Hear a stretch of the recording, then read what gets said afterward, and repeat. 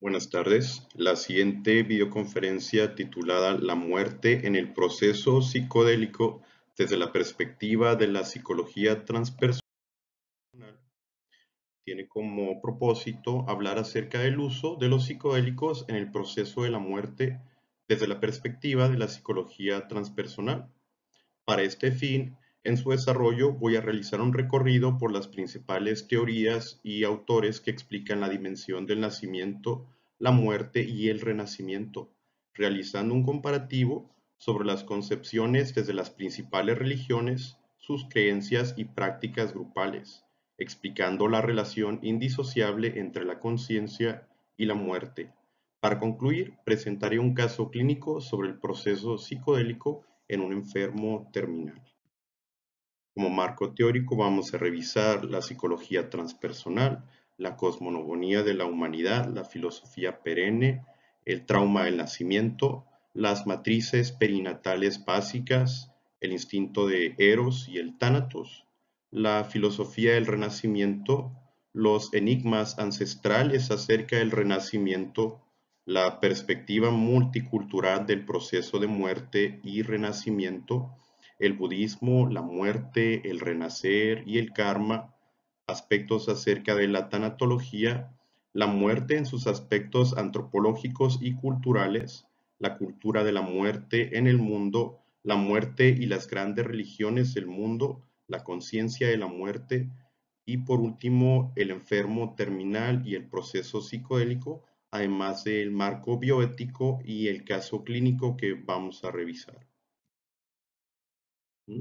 Decía Gordon Allport que mediante sus teorías sobre la naturaleza humana, los psicólogos tienen el poder de elevarla o degradarla, y los supuestos degradantes envilecen a los seres humanos y los supuestos generosos los exaltan. ¿Qué quiero decir con esto? Desde el conductismo, por ejemplo, la conciencia no es tomada en cuenta y la mente es vista como una caja negra, ¿no?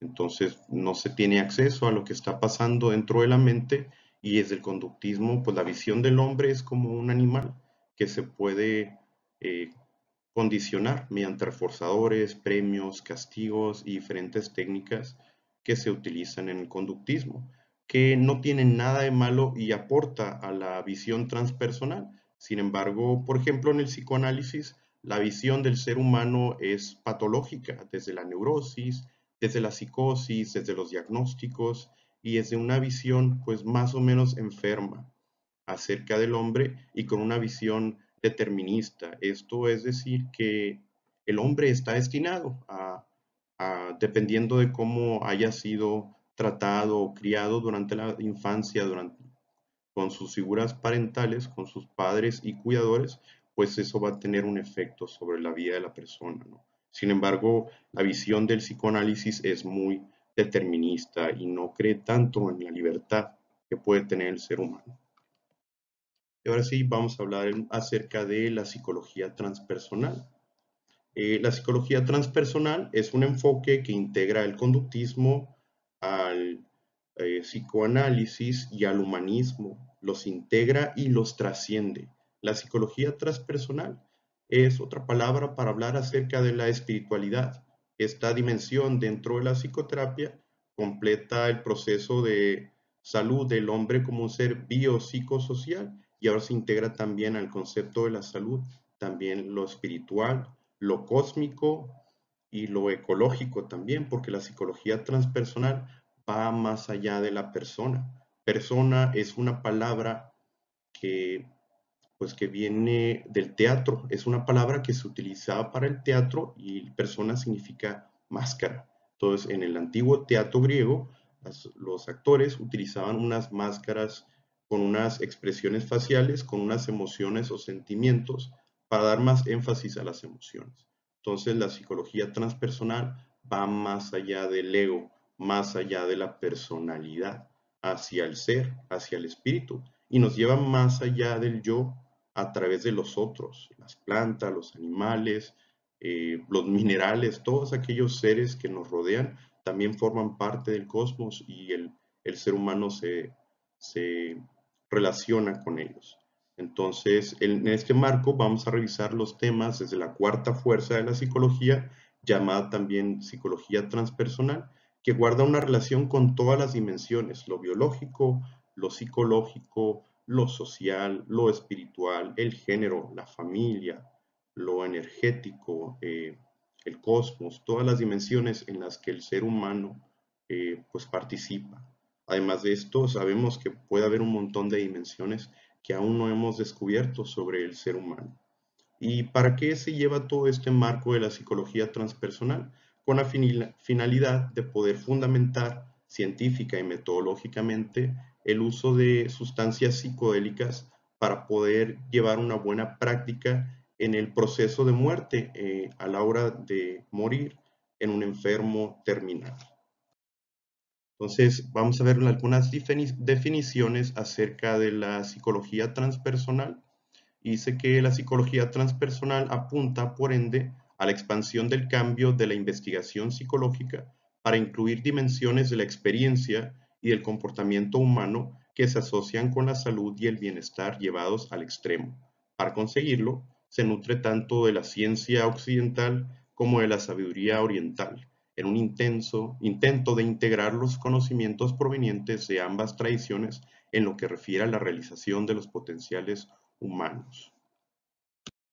El Journal Transpersonal Psychology habla de la publicación de investigaciones teóricas y aplicadas, trabajos sobre los procesos, valores y estados transpersonales, la conciencia unitiva, las metanecesidades que van más allá de lo que planteaba Maslow, subiendo por las necesidades estéticas, el arte y la autorrealización, las experiencias cumbres, que son aquellas experiencias que el hombre se eleva cuando ve algún atardecer, cuando escucha una música que lo emociona, durante el orgasmo y algunas otras situaciones son consideradas experiencias cumbres.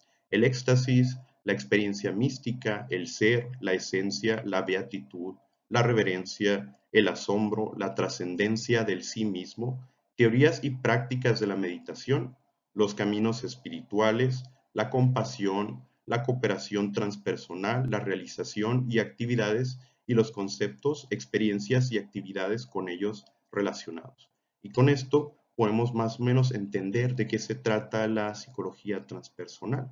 Integra la sabiduría antigua con las neurociencias más avanzadas en una unión de lo antiguo y lo moderno, del pasado y el futuro. Este campo de investigación de la psicología transpersonal integra todas las dimensiones, ya que es un enfoque holístico y unitario, es decir, ve al hombre como un todo, con un cuerpo, con una mente, con emociones, con un espíritu que pertenece a un ecosistema y a un cosmos. Todas estas dimensiones son tomadas en cuenta por la psicología transpersonal.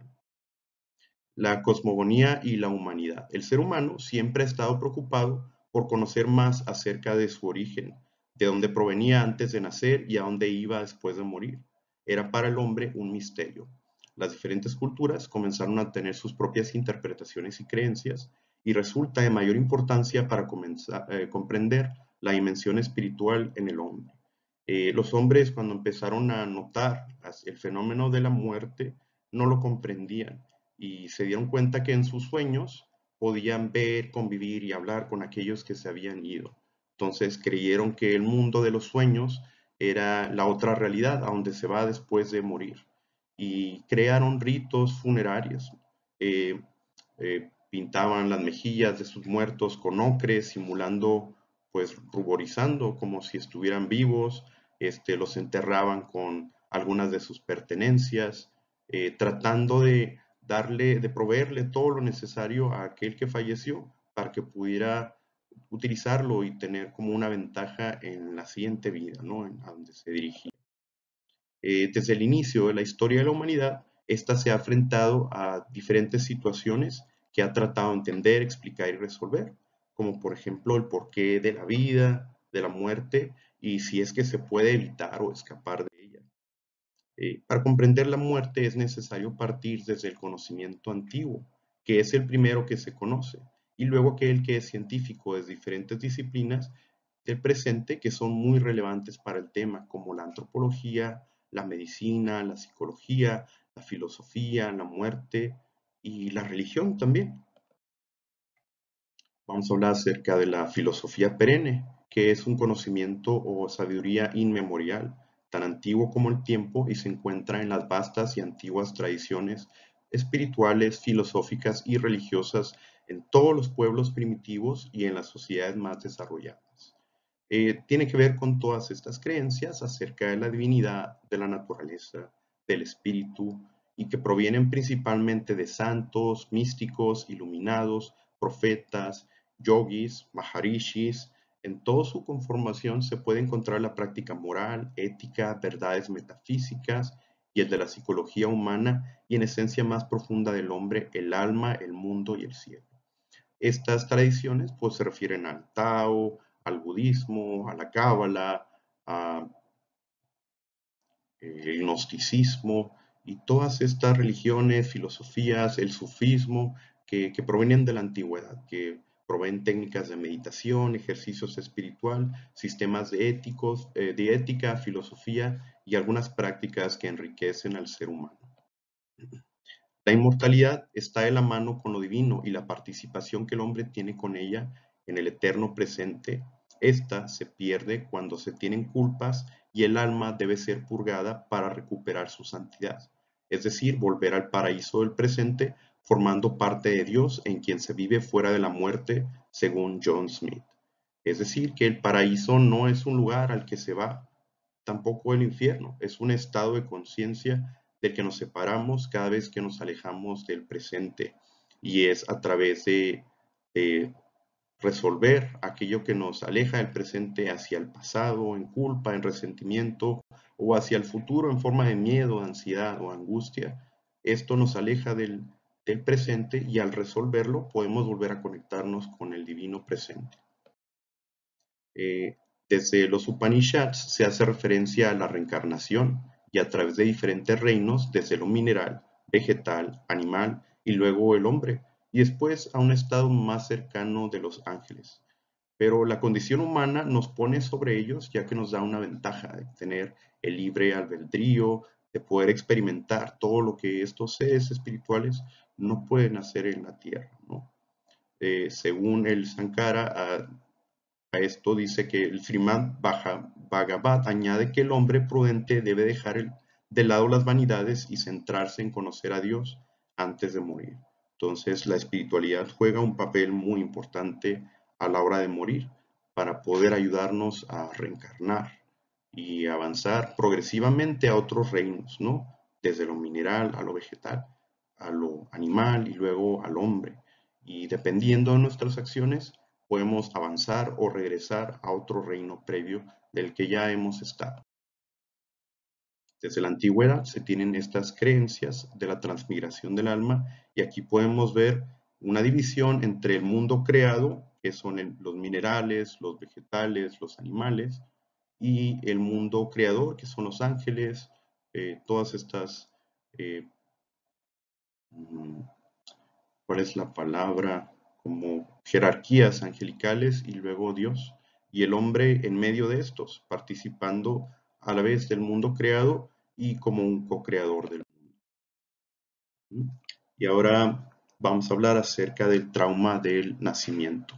Otto Rank fue un psicoanalista, discípulo de Freud, que empezó a profundizar acerca del nacimiento mediante sus sesiones de terapia, de análisis con algunos de sus clientes.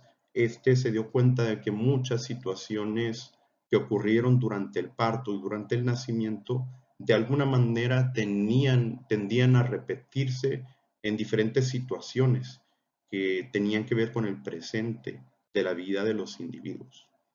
Entonces su tesis sustentaba que había una hipótesis acerca del trauma del nacimiento y que la cura del psicoanálisis le permitiría al paciente revivir o vivir como si fuera la primera vez la situación libidinal infantil original, es decir, la disolución o el desligamiento de la libido infantil y su fijación en los objetos más tempranos. Con esto podemos entender que aquellos eventos que ocurren a mayor a mayor temprana infancia, tienen efectos más profundos en nuestra psique y en nuestra vida en el presente como adultos. Y estos traumas del nacimiento estaban ligados a situaciones tanto físicas como emocionales que pudieran darse alrededor de nuestro nacimiento, ¿sí? Para Rank, el impulso excesivo del inconsciente se situaba en la región psicofísica, a la que llamó el trauma del nacimiento, que no era nada más un fenómeno corporal, sino experiencias psíquicas con efectos. Y esto se convirtió en una ley psicobiológica normal y de alcance general en 1921 y dio importancia a lo materno y al nacimiento. Es decir, gracias a estos estudios se pudo entender la importancia de la relación de la madre con el bebé y del nacimiento, porque anteriormente no se creía que esto tuviera como un efecto sobre las personas, ¿no? Y hoy en día sabemos que la relación con la madre es súper importante en la crianza y en lo que vamos a hacer cuando seamos adultos. Entonces, Emerson, un, un médico, se dio cuenta que aquellas situaciones que ocurren alrededor del nacimiento y aquellos procedimientos, por ejemplo, el uso del forceps, de la anestesia o la cesárea, tienen efectos en la salud, la personalidad y espiritualidad de una persona. Todo aquello que ocurre durante el nacimiento no nada más ocurre en la dimensión biológica, sino también en la psicológica, en la social y en la espiritualidad. Las implicaciones que tiene la psicología transpersonal está relacionada con lo que ocurre durante las matrices perinatales básicas, que tienen un efecto no solo biológico, pero espiritual.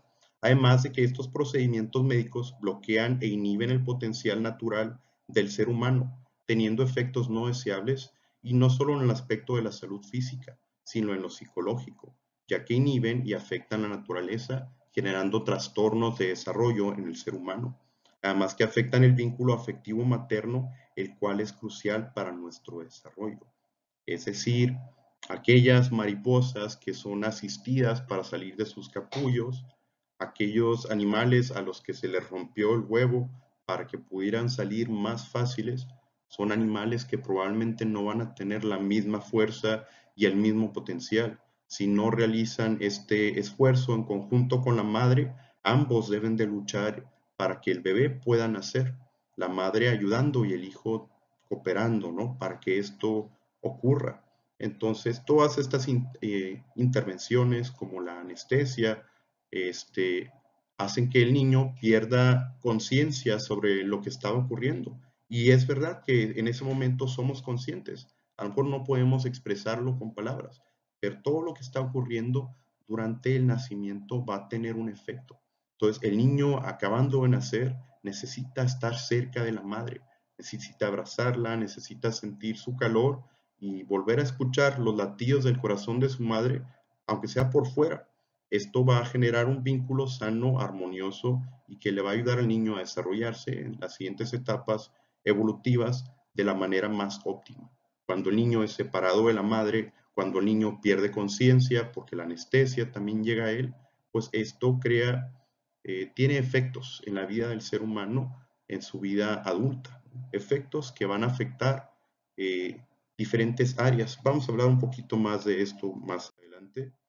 Aquí vemos una herida que ocurrió durante una cesárea del lado izquierdo en la mejilla del niño y vemos en la cabeza una marca provocada por los forceps, que con el tiempo pues sana y se quita la cicatriz.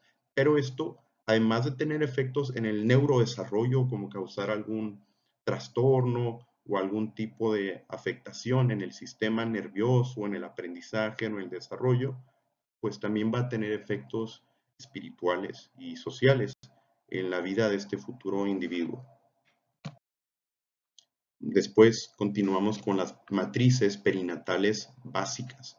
Esto surgió de Stanislav Grof, que también fue un psicoanalista, pero él empezó a experimentar con LSD y descubrió que los pacientes que tomaban LSD tenían más o menos las mismas experiencias y él se dio cuenta de que había 4 matrices perinatales básicas que entremezclaban lo prepersonal, es decir, antes de que exista una personalidad, con lo transpersonal. Y cada una de estas matrices tiene un componente biológico, espiritual, social, psicológico. Cada una de las dimensiones están presentes ahí. La primera matriz empieza desde la primera existencia uterina inalterada biológica y espiritualmente es sentido como una unidad con el cosmos. Es decir, el bebé, cuando está en este útero bueno, que lo sustenta, que lo alimenta, que lo mantiene, el bebé no realiza ningún esfuerzo por comer, por defecar, por respirar. Todo le es proveído de manera automática por el cuerpo de la madre. Entonces, el bebé esto lo siente como un sentido de paz, de unión con el todo. Es el primer contacto que tenemos con Dios en esta vida. Después después ocurre la segunda matriz perinatal básica, donde inicia el parto y la absorción universal. Esto se experimenta como una caída al infierno y se percibe como un antagonismo materno, es decir, de estar en un útero que te sostenía, que te alimentaba, que te daba todo, de repente te expulsa de ahí, inicia la expulsión del bebé de este paraíso. Esto es comparado como la expulsión del paraíso o la caída al infierno o como una lucha con este útero que primero era bueno y ahora es malo y me expulsa de este lugar calientito, con nutrientes, donde todo está bien y donde no tengo que realizar ningún esfuerzo. La siguiente matriz perinatal ocurre una lucha entre la vida y la muerte y el renacimiento. En esta etapa, el canal de parto se experimenta como la muerte. Es decir, si uno se queda en el canal de parto, uno puede morir. Entonces, uno tiene que salir para poder renacer. ¿Y por qué hablamos de renacer? Porque venimos pues de otra vida. Vamos a ver un poquito más acerca de esto más adelante. ¿Okay? Pero aquí de lo que se trata es de salir del vientre materno y empieza este proceso.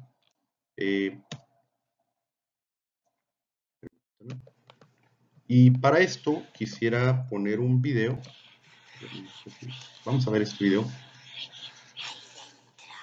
Así es como el bebé puede experimentar la matriz perinatal básica, la etapa número 3. Aquí vemos un video donde Frodo tiene que atravesar una cueva.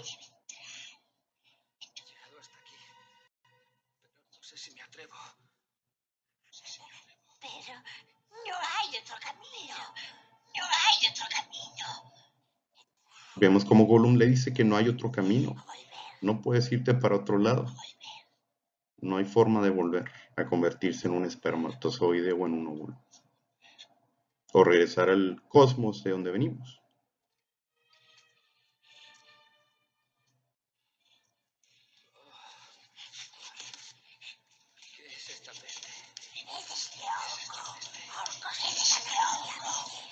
Esta escena podría hablar acerca de cómo el bebé experimenta este recorrido por el canal del nacimiento cuando va saliendo por el útero.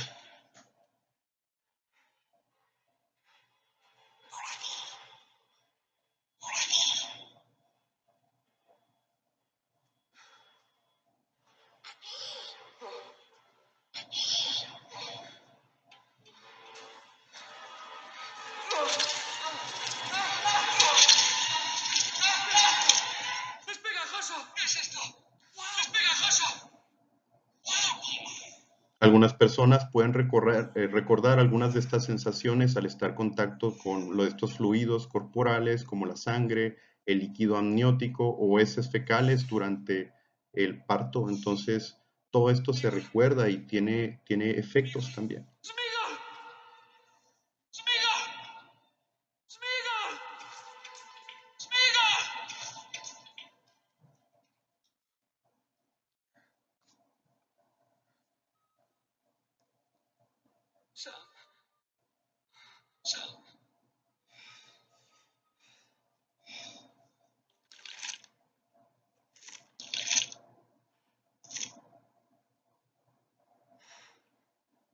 El atravesar el canal del parto representa una experiencia entre la vida y la muerte, ya que las fuerzas del bien y del mal se disputan la vida de este bebé, que podría morir durante este proceso. Madre e hijo podrían morir o vivir, o solo uno de ellos. Entonces, esta experiencia de vida también va ligada a la muerte.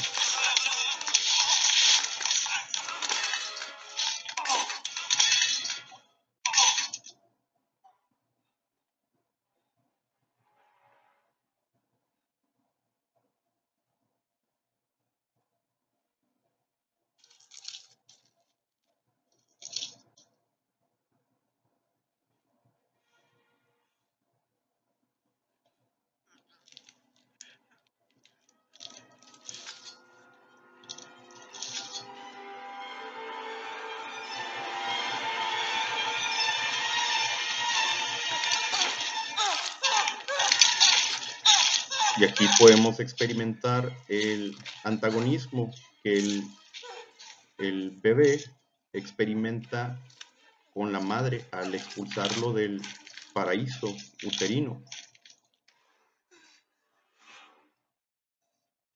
Y a ti, Frodo Bolsón, y te entrego la luz de Arenzo, nuestra más preciada estrella. Que ella te ilumine en los oscuros lugares. Que ella te ilumine en los oscuros. Este más luz se apague. Este más luz se apague. Elendil. Elenion Ankálima. Elenion Ankálima.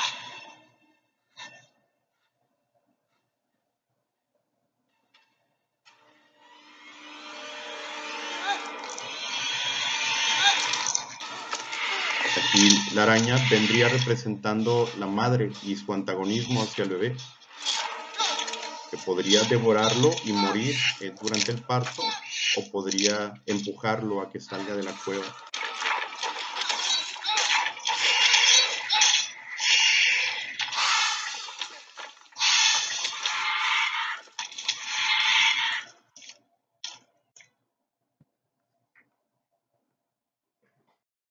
Continuamos. En la matriz básica perinatal 4 es cuando ya sale el bebé y se corta el cordón umbilical y se forma un vínculo con la madre. Es importante que recién uno nazca tenga contacto visual con la madre. Se activa una energía amorosa que despierta la conciencia del niño. Es importante el contacto físico con la madre, olerla, saborearla, sentir sus latidos, su temperatura, su aroma. Todo esto le da al bebé como una sensación de volver a reencontrarse con Dios, con la divinidad y con las fuerzas que pusieron la vida en él.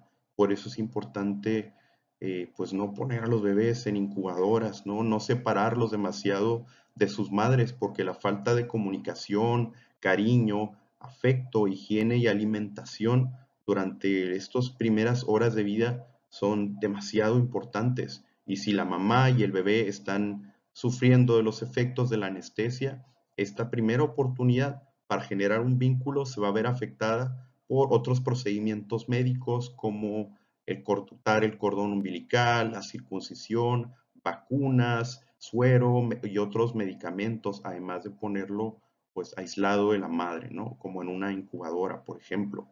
Con esto no quiero decir que es un error haber nacido en cesárea, pero cada una de estas cosas va a tener un efecto. Aún un parto natural va a tener efectos sobre lo que ocurra con el individuo. ¿Y cómo podemos integrar esto en la clínica transpersonal? Pues es importante que durante la entrevista, si el paciente es adulto, pues todo lo que pueda él recordar o que le hayan contado de sus padres. Si el paciente es niño, si el paciente es menor, pues de lo que se trataría sería de hablar con los padres y que ellos aporten toda la información acerca de lo que ocurrió durante la gestación, eh, durante la concepción, durante el parto, durante el embarazo. Toda la información es relevante. Todo lo que ocurrió con la madre, la alimentación, medicamentos, caídas, peleas, discusiones, muertes, crisis, pérdidas, todo lo que ocurra va a influir, ya que las emociones no nada más son estados de ánimo, son sustancias químicas que traspasan la barrera placentaria y llegan al bebé. Entonces, aunque el bebé no entienda lo que está pasando en el mundo, lo está experimentando a nivel emocional, a nivel fisiológico. Entonces, todos estos procedimientos obstétricos y el uso de la anestesia de forma positiva afectan la creación del vínculo con la madre, de quien dependerá de manera absoluta a través de la comunicación no verbal para poder tener sus cuidados y desarrollarse. ¿Okay? Entonces, todas estas situaciones que ocurren durante la gestación, la concepción, el parto, van a generar ciertas predisposiciones llamadas complejos, los cuales son un conjunto de sentimientos que influyen en el comportamiento de quien los padece, además de su estilo de personalidad, sexualidad, salud global, relaciones interpersonales, apego, manejo del estrés, de la ansiedad, y esto es retomado por el psicoanálisis en la teoría de Otto Rank del trauma de nacimiento. Siguiendo con el enfoque transpersonal, después de la muerte, la personalidad no sobrevive, pero sí aquellos rasgos fijos de su carácter, estructura mental y física aparecerían en nuestra nueva existencia, puesto que es necesario volver a nacer para experimentar el renacimiento. Es de suma importancia debido a través de la evidencia sostenida a través de estudios longitudinales en recién nacidos. ¿A qué se refieren estos estudios longitudinales? A que se han llevado un seguimiento a través de los años en estos bebés con diferentes tipos de situaciones durante el parto y se han podido apreciar los efectos a mediano y largo plazo ya en sus vidas adultas. Vamos a hablar ahora del Eros y el Tánatos, que eran pues dioses en la mitología griega. Eros es el hijo de Afrodita, es el dios del amor y del erotismo, y con sus flechas pues sabemos que causaba el enamoramiento, tanto en dioses como en seres humanos. Y Psique es el arquetipo del alma o de la mente del ser humano. Es una diosa, una mujer que se convirtió en diosa, representada una mujer con alas de mariposa. Y dentro de la filosofía y la religión griega y de la tanatología, el símbolo de la mariposa es muy importante, ya que representa el alma humana, ¿no? Entonces, ¿qué hay con Eros? Eros representa la vida y el amor, la sexualidad y el erotismo. Estas son dimensiones que, al igual que Thanatos, simboliza la muerte, la agresividad y la destructividad. Son ambos polos de la existencia y buscamos que el hombre viva su vida con sentido, al igual que con su muerte, que sea más amoroso y pleno y menos destructivo al trabajar con su sombra.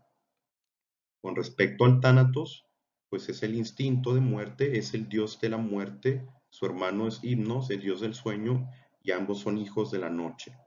Representa a Thanatos el último aliento y representa también la muerte no violenta, es decir, la muerte natural. Para Freud, Thanatos es la pulsión de muerte, el deseo de abandonar, de lucha por la vida y la agresividad, la destrucción y la destructividad, oponiéndose al Eros, a la pulsión de vida, sexual y amorosa. La agresividad es importante. Agresividad no es lo mismo que violencia. Agresividad es la forma o la intención, la fuerza que se le pone a las cosas que hacemos. Y la violencia es un instrumento para obligar a alguien a hacer algo que de otra forma no haría. La agresividad, al igual que la sexualidad, en el Eros es una necesidad que ha de satisfacerse por medios adecuados. La agresividad, al igual que la destructividad, posee una energía que permite realizar la tarea y es la energía que se origina en la pulsión. Somos agresivos cuando comemos, cuando nos defendemos o cuando perseguimos activamente nuestras metas. Vamos a hablar ahora acerca de la filosofía del Renacimiento. Es un proceso de muerte visto desde una perspectiva multicultural, con todos sus misterios y enigmas ancestrales acerca del Renacimiento, además del trabajo que realizó Groove con los experimentos que hizo con el LSD y más adelante con su técnica conocida como la respiración holotrópica desde la psicología transpersonal. ¿Qué podemos ver acerca del renacimiento? Pues que es una preocupación que ocurre en casi todas las culturas y con un gran interés acerca de lo que ocurre después de la muerte.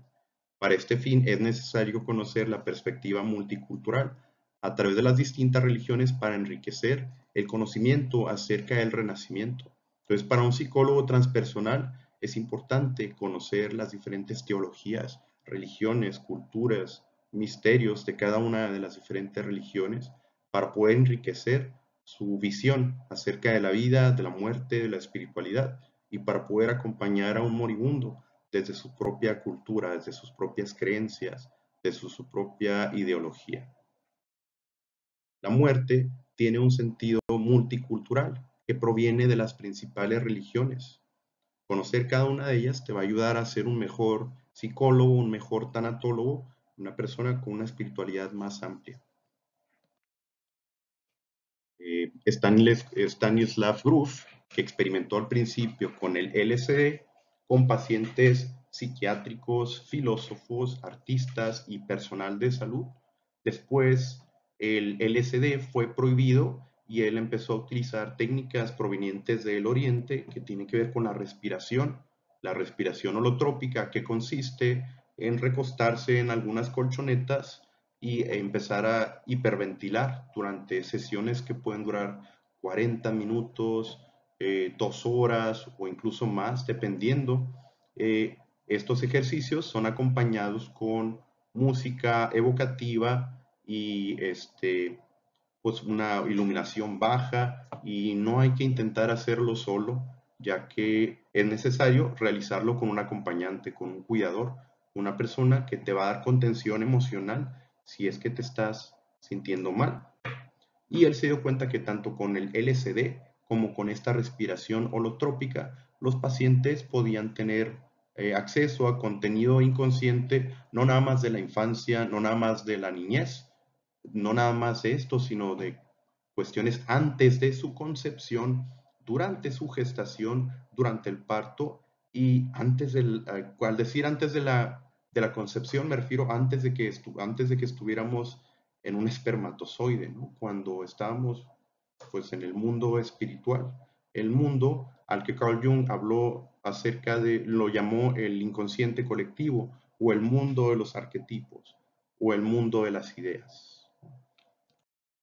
La respiración holotrópica es una técnica, como les digo, de hiperventilación con música evocativa, con mucho trabajo corporal, y al final de estas sesiones por lo general se dibuja un mandala o se hace un dibujo como técnicas de arte terapia para poder plasmar todo aquello que se vivió y después integrarlo mediante el trabajo psicoterapéutico profundo desde un nivel transpersonal.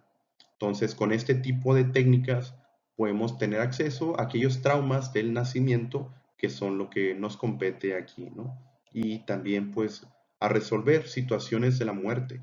Algo que podemos descubrir es que tanto durante el nacimiento y durante la muerte las personas generan DMT, que es esta molécula que la ayahuasca también la contiene, es decir, que cuando nacemos y cuando morimos es normal que alucinemos, por así decirlo. El DMT es una sustancia que se produce en el viaje entre las dimensiones, es decir, cuando venimos de la vida al nacer y cuando vamos hacia la muerte.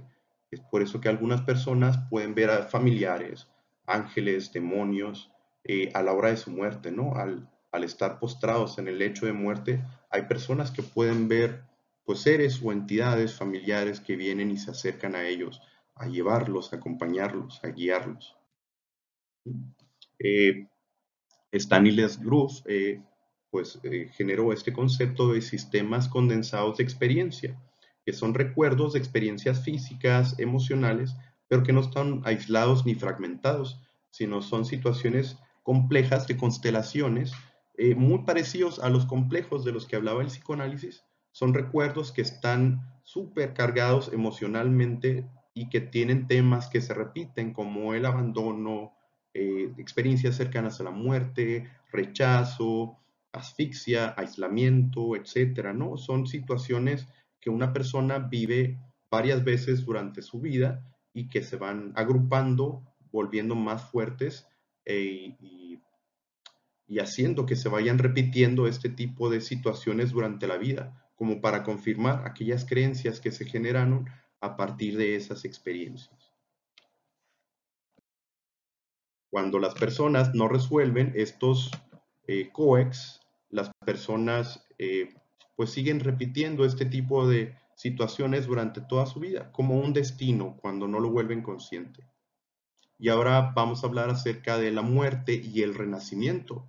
Como les había dicho anteriormente, en la matriz perinatal básica tercera se caracteriza muy fuerte por imágenes ricas y dinámicas que reúnen cualidades de la matriz perinatal básica anterior. Pero pues aquí no se empieza el trabajo de parto, aquí ya se está durante el trabajo de parto antes de salir y se vive como con contracciones del útero, con sensaciones de confinamiento, de opresión, de falta de aire, de estar ahorcado por el cordón umbilical o quedar atrapado en la pelvis. Entonces hay mucha ansiedad, agresividad, energía impulsora y excitación sexual. Si cuando Freud habló acerca de que el bebé era un perverso, un polimorfo, que primero se excitaba por la boca en la etapa oral, después en los genitales, en la etapa fálica, ¿sí? Las personas van teniendo este tipo de situaciones sexuales durante la infancia que cuando Freud las presentó en su teoría, esto se vio como un escándalo. Y aquí estamos hablando de que la excitación sexual ocurre desde la primer matriz perinatal básica. Y esta excitación sexual se vive como satisfacción, como relajación, como estar contento por no tener que hacer ningún esfuerzo y recibirlo todo dentro del útero. ¿Mm? Todas estas matrices tienen su propio simbolismo, pero esta tercera tiene motivos que pueden ser seculares, mitológicos y espirituales asociados con la muerte y el renacimiento. Algunos de ellos son titánicos, es decir, se viven como fuerzas de la naturaleza, como una tormenta, una inundación, un volcán expulsando la lava, ¿no? Así se vive el nacimiento. También con tendencias agresivas, sadomasoquistas, demoníacas y escatológicas. Es decir, que cuando el bebé está pasando por estas etapas, él está teniendo contacto con símbolos, con arquetipos. El bien y el mal se están disputando por la vida o la muerte de este bebé a través de imágenes o símbolos que luego podemos experimentar en una sesión de respiración holotrópica o en una sesión asistida con LSD o alguna otra sustancia psicodélica. Entonces, todo este contenido simbólico permea en las religiones. Al parecer, el nacimiento y todas las situaciones que ocurren durante el nacimiento dan origen también a creencias que luego influyen o permean en las religiones y viceversa. El cuerpo humano transforma el sufrimiento asociado con la asfixia en una excitación con connotaciones sexuales, implicando en pacientes con relaciones sadomasoquistas, prisioneros de guerra, violadoras, personas con tendencias suicidas, pacientes con parafilias sexuales, desviaciones y criminales sexuales.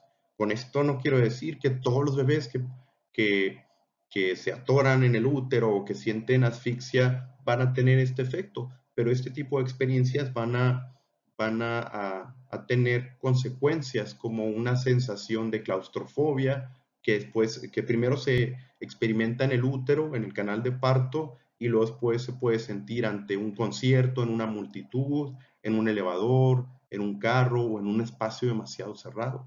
Eh, y con esto quiero decir que las experiencias, entre más tempranas, más efectos tanto positivos como negativos van a tener.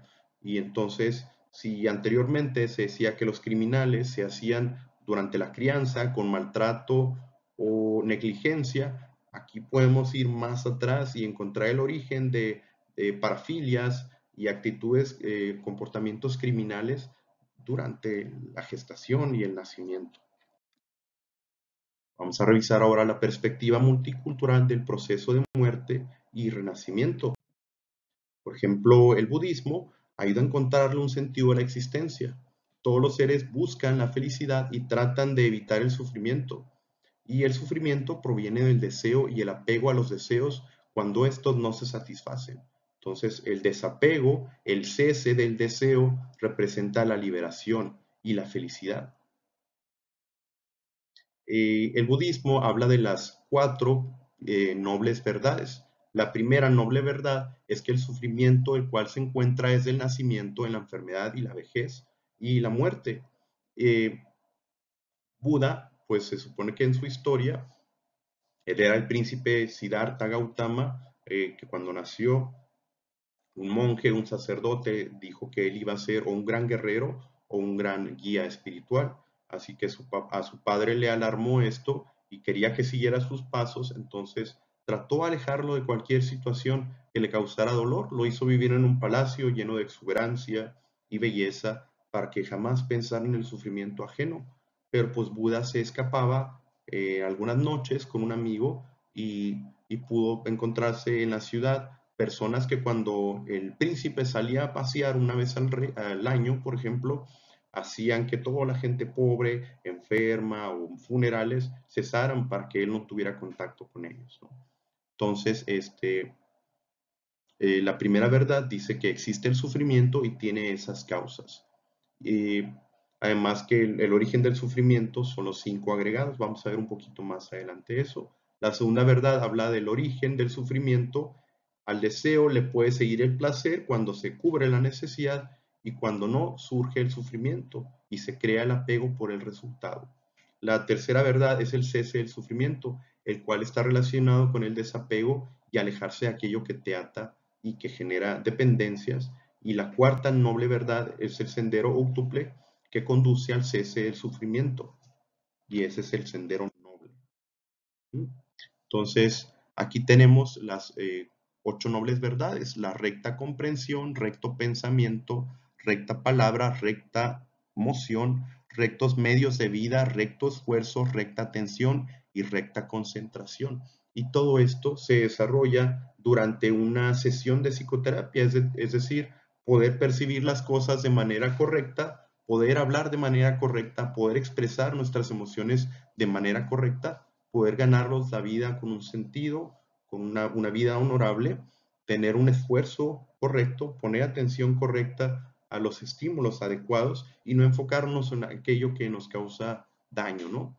Todo esto es algo que tienen en común tanto la cuarta verdad con el proceso de psicoterapia, ya que conecta con todas las dimensiones del ser humano, como lo hace la psicología transpersonal, de una manera holística, conectando la fenomenología, es decir, todo aquello que acontece a la conciencia, todos estos pensamientos, recuerdos, cogniciones, emociones, sensaciones físicas, conductas, lenguaje, relaciones, todo esto volviéndose consciente es lo mismo que ocurre durante un proceso de psicoterapia.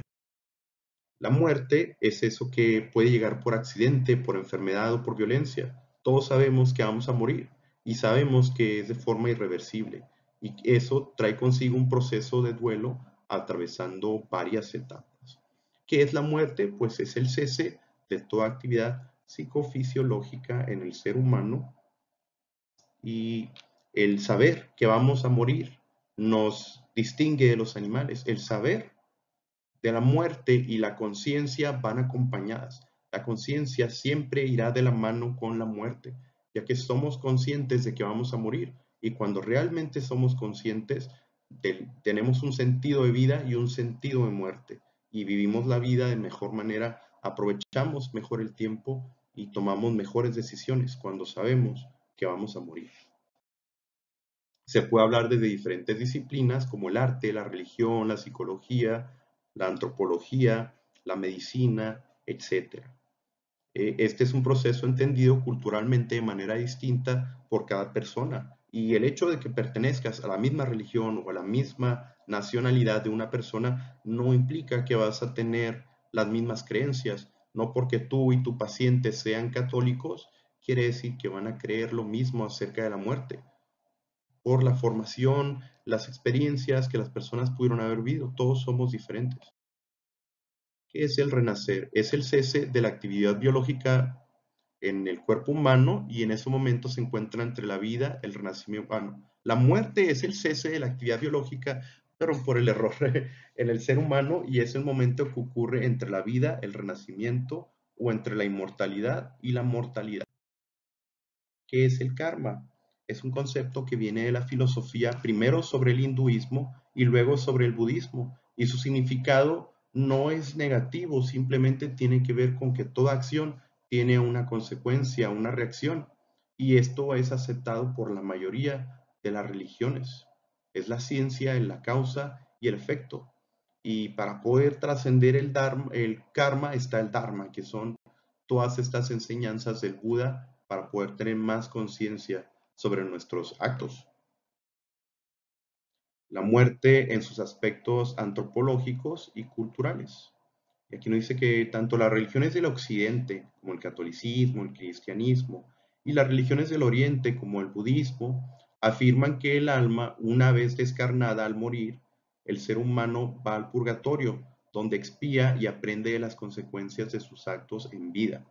Y es durante esta misma que los actos bondadosos aseguran el paso a un cielo feliz por los méritos que se realizaron durante la vida.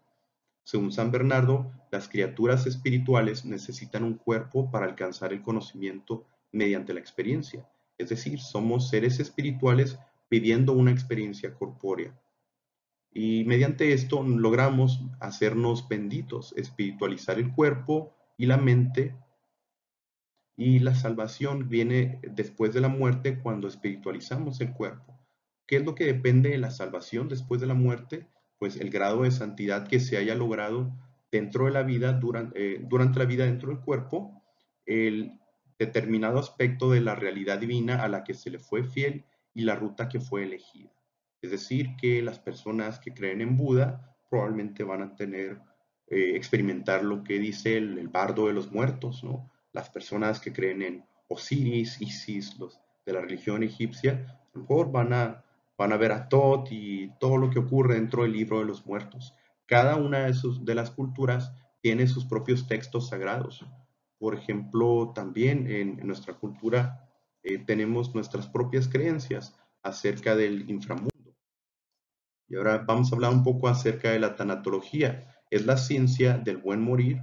Es una ciencia multidisciplinaria, ya que los forenses, los psicólogos, los religiosos, los abogados, los médicos, los filósofos, diferentes disciplinas estudian el fenómeno de la muerte.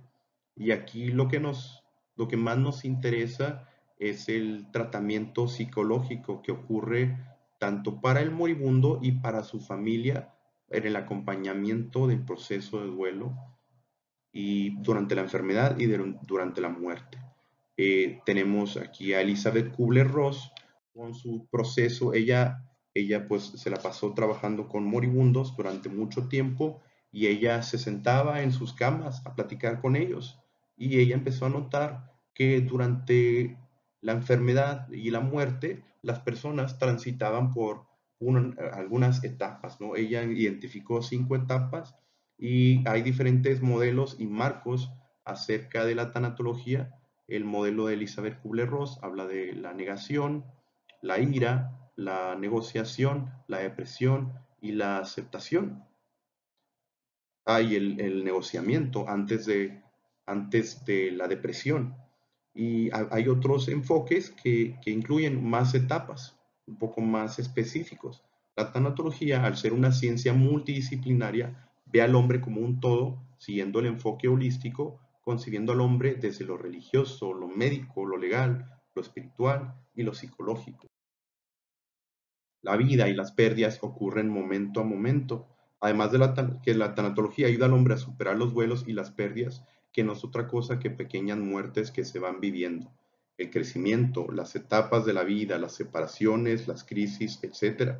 Entonces la tanatología pudo haber empezado con cuestiones de moribundos y de muerte, pero hoy en día su campo de aplicación se extiende a otros tipos de pérdidas como un divorcio, la jubilación, el síndrome del nido vacío, una amputación, el perder un empleo, el terminar una relación amorosa. Todo esto se experimenta como una pequeña muerte.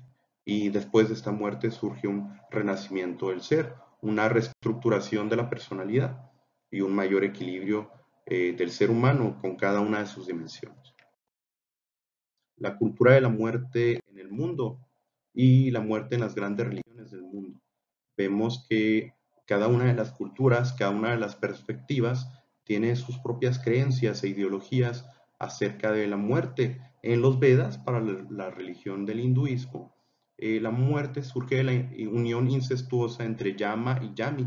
Yama se convierte en el dios de la muerte por el incesto, el pecado original del incesto, y después de la muerte sigue el renacimiento por medio de las leyes del karma y la reencarnación condicionada, que es condicionada por estas leyes y de forma primitiva fueron esbozadas por los ciclos del día y de la noche, el recorrido de las estaciones que trajeron la promesa del renacimiento. Por una parte, en otros textos, la vida debería ser algo que se disfrute aquí en este mundo y la muerte es algo que se debe evitar a toda costa, ya que hasta los dioses deben de cuidar de su inmortalidad para no perderla.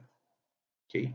Entonces, ¿qué quiere decir esto? Que incluso los dioses deben de tener una actitud moral correcta, deben de tener una actitud correcta para poder conservar su inmortalidad, si no pudieran perderla, ¿no?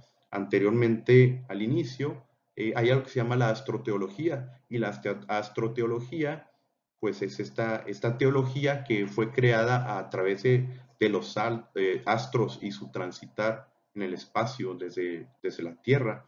Podemos ver cómo los ciclos solares, las estaciones del año pueden reflejar el ciclo de nacimiento, muerte y renacimiento en la naturaleza.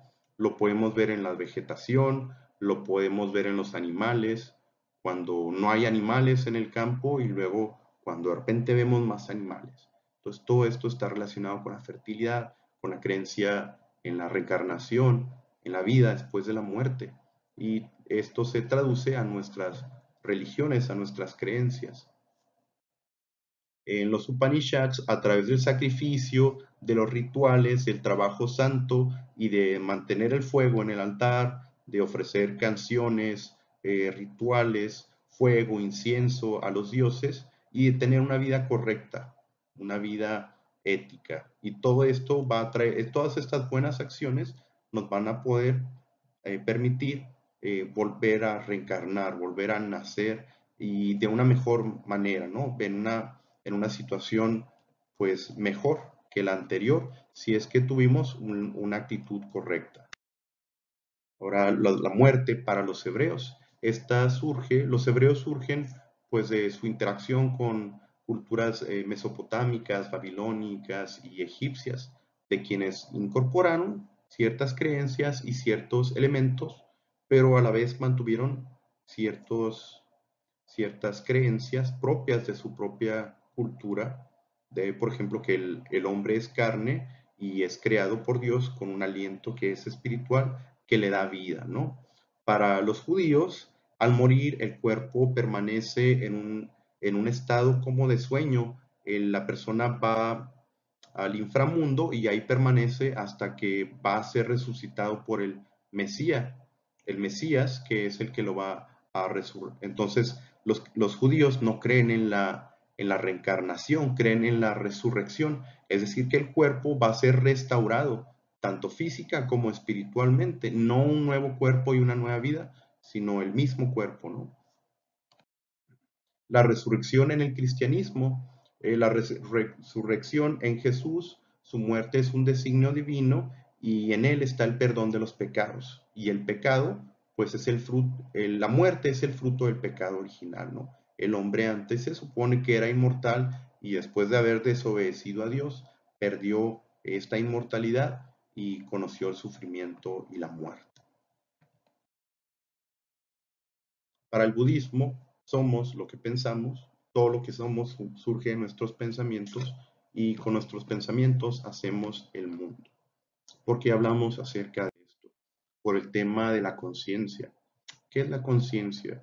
La conciencia dentro de la psicología transpersonal es el órgano del espíritu. La conciencia es aquello que introduce en el animal una ruptura con el hombre. Además de la capacidad de fabricar y usar herramientas, hablar y pensar, también elaboraba ritos funerarios y creencias de supervivencia y resurrección en el más allá. Cuando el hombre piensa en su propia muerte, el hombre genera esta conciencia, este sentido de vida y este sentido también de muerte. La verdad existencial de la propia muerte por sobre los demás trastorna el mundo de manera inevitable e irrepetible. El pensar en la muerte profundiza en la propia singularidad, ya que no es un solo evento que nos puede afectar, sino algo que tendría toda la vida. Y para esto es importante que desde niños estemos expuestos ante la muerte. Es importante que los niños vayan a los funerales. Es importante no ocultarle las muertes de sus mascotas a los niños y comprarles un pez o un gato que se parezca para que no sienta la muerte. Es importante que los niños vayan aprendiendo a conocer y a manejar la muerte porque esto los va a preparar para su propia muerte en el futuro. Y el trauma o la crisis que genera saber que se va a morir, es importante sentirlo y superarlo. Entonces, evitarle a un niño esta situación es como mantener su inmadurez. ¿Qué son los estados no ordinarios de conciencia? Son estados donde se reducen las defensas y resistencias y surge contenido del inconsciente en la psique, que de otra forma no pudiera ser observable. Además, posibilitan la curación en las diferentes dimensiones que componen al ser humano. Es decir, que cuando una persona experimenta estados alterados de conciencia, todo su cuerpo, su mente, su espíritu, todas sus dimensiones están alineadas. Y cuando esto ocurre, se activa el sanador interior. Es decir, que puede haber dolencias, enfermedades que pueden sanar o curarse después de regresar de un estado alterado de conciencia. En ocasiones, el ser se encuentra fragmentado o solo se favorecen ciertas vías o canales, y estos estados no ordinarios facilitan la conexión de todas las partes, generando una visión más global y completa, unificada e integrada, que favorece cambios de la percepción o en la personalidad. Es decir, algunas personas, siguiendo la teoría de Jung, hablaba de 4 funciones del self: el pensamiento, sentimiento, intuición y sensación. Y algunas personas son más pensamiento y reprimen los sentimientos, y algunas personas viceversa. Algunos son más intuitivos y espirituales, y otros, como Santo Tomás, hasta no ver, no creer, que confían más en sus sensaciones. Entonces, los estados alterados de la conciencia nos hacen tener una visión más integrada de la realidad, uniendo todas estas funciones psicológicas para poder tener una visión más completa y una personalidad mejor estructurada. ¿Cuáles son las características de la experiencia psicodélica que provoca estos estados alterados de conciencia? Pues viene acompañada de un sentimiento de unidad, de trascender el tiempo y el espacio, un afecto positivo fuerte, es decir, felicidad, gratitud, amor, compasión, sensación de la realidad y objetividad de la experiencia, sacralidad, es decir, que tiene un sentido divino, sacro, inefabilidad, no se puede explicar con palabras, y sensación paradójica, es decir, varias cosas opuestas pueden estar unidas y ocurriendo al mismo tiempo a la vez. Fugacidad, es decir, que estos estados por lo general no duran mucho, y cambios positivos en las actitudes y comportamientos, debido a todo lo que ocasionan. Al regresar de un estado alterado de conciencia, se regresa más sano, más completo, más integrado que a lo que uno estaba antes. La psicología transpersonal considera al ser humano como un ser holístico, es decir, que tiene mente, cuerpo, espíritu, una dimensión corporal, cognitiva, emocional, social, espiritual, entre otras dimensiones que componen a todo el ser que es el humano. Y ahora vamos a hablar acerca del enfermo terminal y el proceso psicodélico. Actualmente los psicodélicos son administrados para los enfermos terminales por sus cualidades reveladoras de la mente, en un tipo de entrenamiento psicoespiritual para la muerte. ¿Qué significa la palabra psicodélico? Psico viene de alma y delia viene de revelación.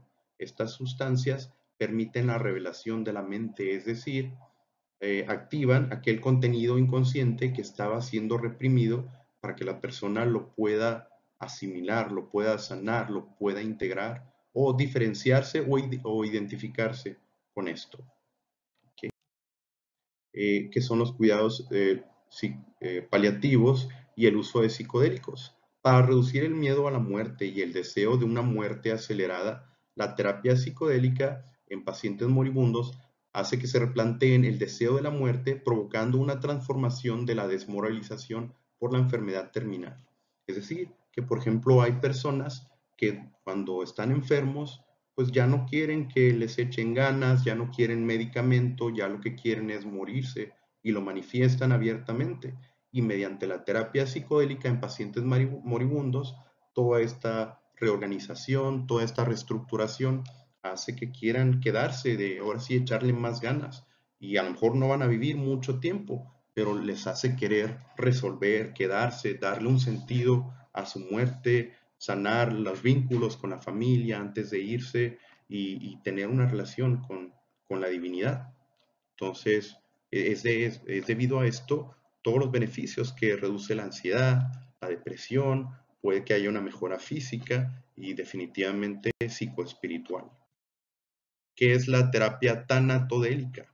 La tanatología, pues es la ciencia que se ocupa del bien morir, y la tanatodelia es la relación entre el psicodélico y los procedimientos para acelerar, prolongar o mantener el cauce natural de la muerte, argumentando que el modelo de tratamiento con psicodélicos tiene las características para promover el bienestar espiritual y reducir la ansiedad y el miedo que nos provoca la muerte.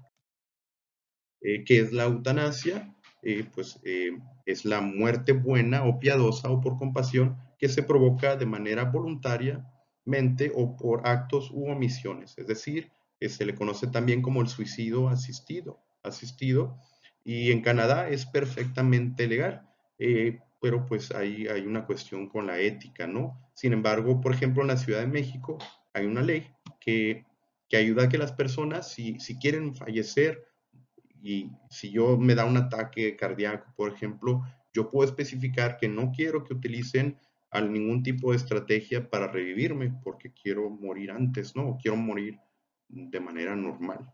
Entonces, la eutanasia en algunos lugares se puede practicar, en algunos lugares no.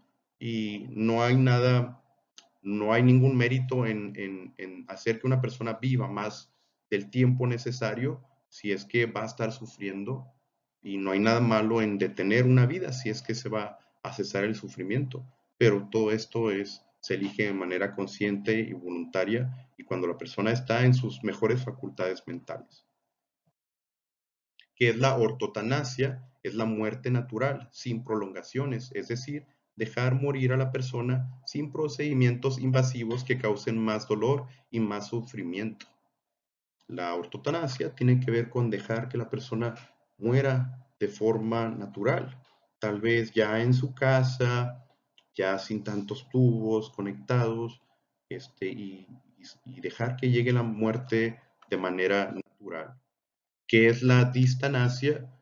Algunos médicos en su arrogancia por querer hacer, no tengo nada en contra de los médicos, ¿sí? Pero en su sentido de querer lograr la vida a cualquier costo, pudieran extender la vida de una persona que ya no quiere vivir o que está sufriendo. Entonces es importante que la persona tome sus propias decisiones de manera informada y de manera consciente, y que el médico respete estos procedimientos, porque muchas veces los familiares, la esposa, los médicos toman decisiones por el moribundo, por su debilidad, por su falta de conciencia, por su rendirse ante la vida, y es importante que la persona elija de manera consciente y voluntaria todo el tiempo que sea posible. ¿Qué es un tanatógeno? Son sustancias mortíferas o inductoras de la muerte. Son medicinas para practicar la eutanasia, principalmente los barbitúricos u opioides o morfina, que son depresores del sistema nervioso central.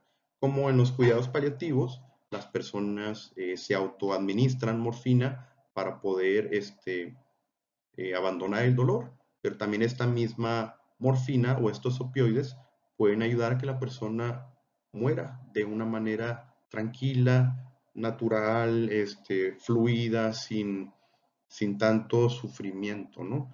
Esto en el caso de que la persona así lo decida, que esté sufriendo demasiado y quiera morir topado con morfina, ¿no? Para no estar sintiendo el dolor, para que el dolor no sea algo que lo deprima o que emocionalmente lo ponga mal y se pueda ir más tranquilo, que pueda resolver más fácil sin que el dolor o el sufrimiento esté ahí mellando, ¿no? La vida.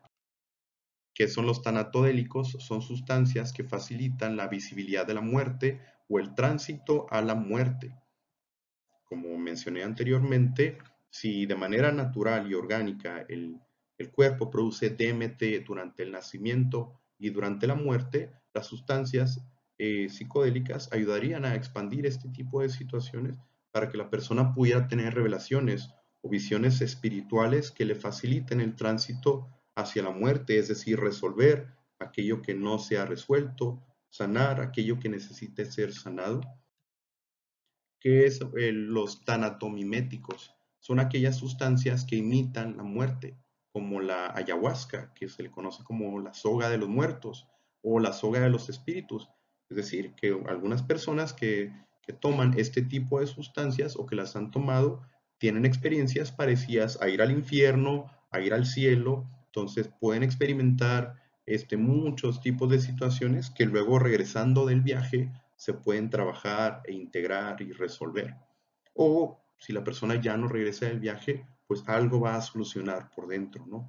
A veces no lo va a poder comunicar, pero pues el trabajo se hace de manera integral. Ahora vamos a hablar acerca de la bioética, que es un estudio sistemático de la conducta humana en el área de las ciencias de la salud, a la luz de los valores y de los principios morales. Es una rama de la ética que analiza la experiencia, el deber en la realidad compleja de las ciencias de la salud, políticas sanitarias, y pues tiene que ver con el trabajo de los médicos, con lo sanitario, con la tecnología y con las ciencias de la vida. La bioética y la psicología transpersonal. La bioética vela por el bienestar integral de la persona en todas sus esferas, siguiendo el principio holístico, además de que va más allá de la persona porque le invita a reflexionar sobre sus acciones hacia el otro, sea una persona, un animal, una planta o alguna otra forma de vida. Es una parte como una reflexión de la ética hacia la vida, principalmente acerca de la moral, es decir, entre el bien y el mal. ¿Cuáles son algunos de los dilemas que tiene la ética? Pues la bioética, el envejecimiento, los cuidados paliativos, tratamiento con enfermos terminales, trasplantes de órganos, testamentos vitales, gasto sanitario al final de la vida, encarnecimiento terapéutico, suicidio asistido o eutanasia. Y para finalizar, vamos a hablar acerca de un caso clínico con una muerte asistida con psicodélicos. Y vamos a hablar de Aldous Huxley, que escribió el libro de las puertas de la percepción.